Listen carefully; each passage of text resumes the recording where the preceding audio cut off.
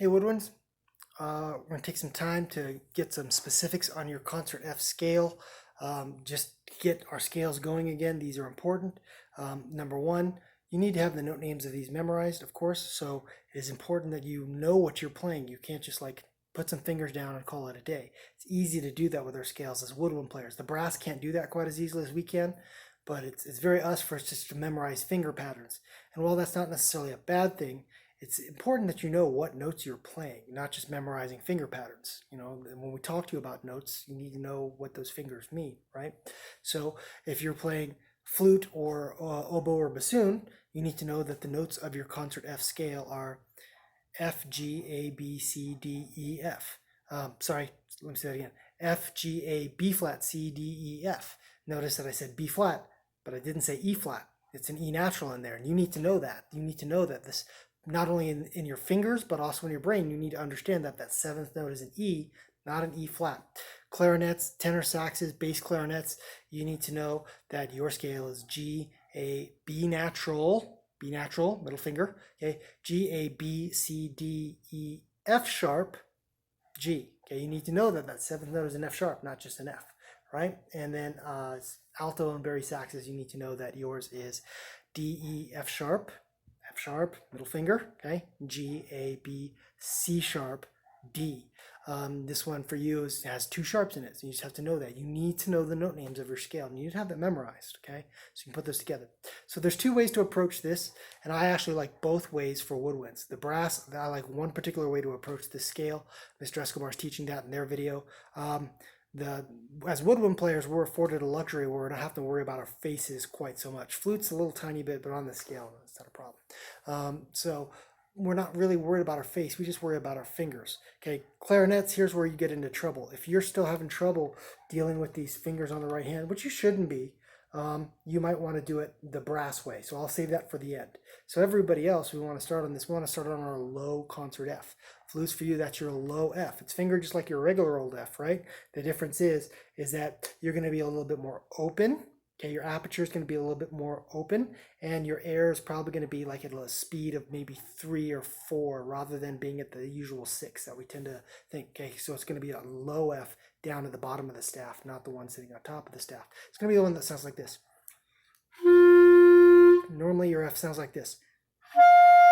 So you're going to start down here on that low F bottom space, right?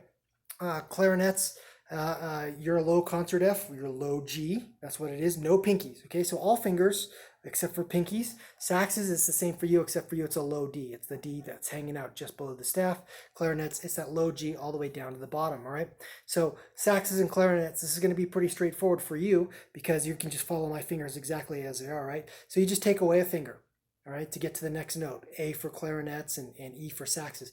But you need to know that the next note, you're going to take away the top finger and go to the middle finger, okay? B natural on clarinets, not B flat, B natural. So it's G, A, B natural, okay? Saxes, D, E, F sharp, right?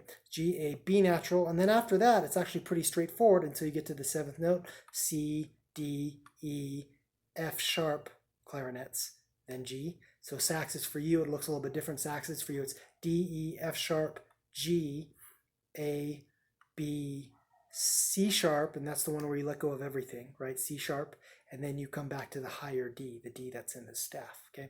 So flutes for you, it looks like this: F, G, A natural, not A flat, B flat, or if you're doing the B flat with a side thumb, you can do that as well, C, D, E natural, okay, that's a weird one because you got to do this because it's not an E flat, it's an E natural, and this finger comes down. So E natural, that finger comes down, then it goes to the F, all right? So if you can just get it going upwards, you're probably in good shape. So saxes and clarinets, yours is like this.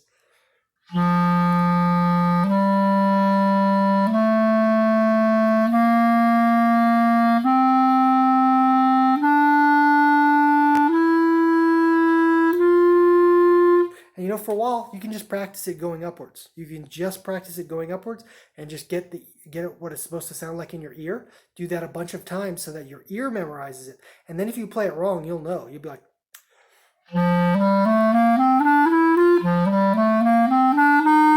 you go know, oh, on that seventh note, because you know that you played it wrong, right? You should be able to hear that you played it wrong, and that's really the key to this too. And then you can practice it going downward from there. That's a pretty easy way to do it. A way that I like to teach it to myself is I like to go, and I teach it. If we were in the band room, this is how I would teach it. I would say play the first note to the second note, back to the first note. 1, 2, 1. Flutes for you, it sounds higher, right? And then we go 1, 2, 3, and then back down. 1, 2, 3, 2, 1.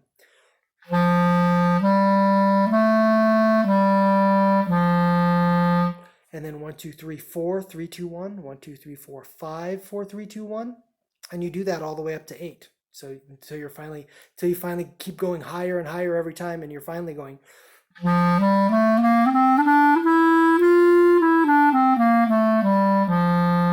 Just however fast or slow you need to get it right. All right. So then the other side of that is if you really want to get locked in, once you've done that, you go the other direction. You start up at the top note on note number 8. You go 8, 7, 8.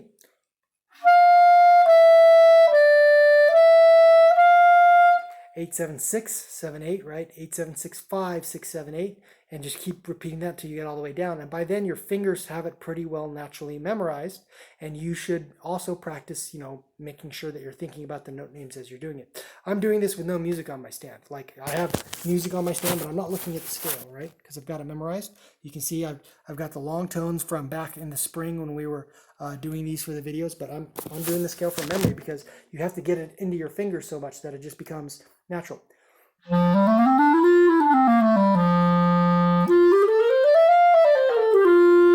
So you just want the scale to just roll out naturally. We talked about this in the how to practice, right? You do it so many times that it just becomes automatic. Okay, and that goes along with the saying of it. I know the G for clarinets. This is our scale begins on G, right? It's a concert F scale, but I know that as the G scale, and it's G A B C D E F sharp G. I just know that. Okay, you have to practice it. All right. So now I talk about the brass way. And this is if you're having trouble with the fingers. Most of us can start on the top note because that's the concert F we're most comfortable with, right? It's the open G that we like on so much clarinet. Saxes, it's the D that's from lesson 1 in the Rhythm Master book. Flutes, that first F that you learn, the higher one.